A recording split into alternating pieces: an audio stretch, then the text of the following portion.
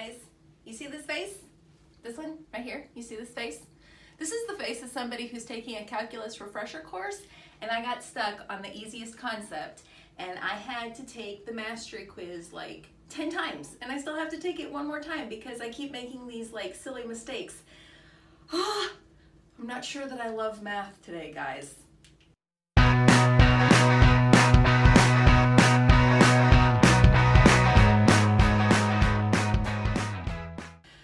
Anyway, here we are on problem 54 for the Calculus AB BC Summer Review Packet, and they've asked us to determine whether or not this function is odd or even.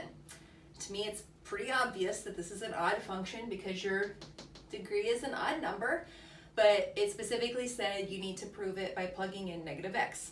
And so we will, because we're nothing if not rule followers. So here we go, just plugging in negative x to see which one of these it matches up with.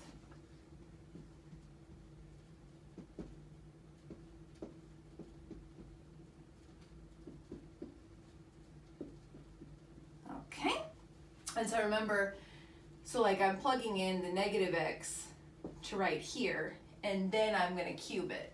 So whenever you cube a negative, it goes from negative to positive back to negative for the cube. So this is going to simplify into negative x, and then positive 3 times negative x, so like minus 3x. Okay, and that would be what f of negative x is.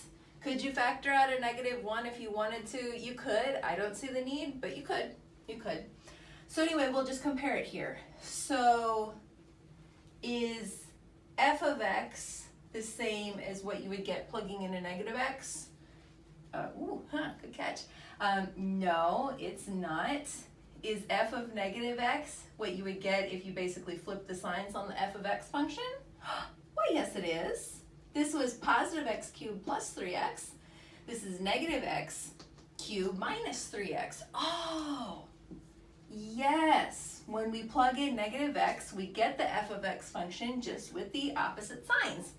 Therefore, it is an odd function. So just keep doing that for the rest of those problems in this section, and you should be good to go.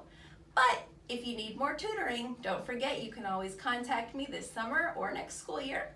My contact information is at the end of the video and also in the description down below. Thanks.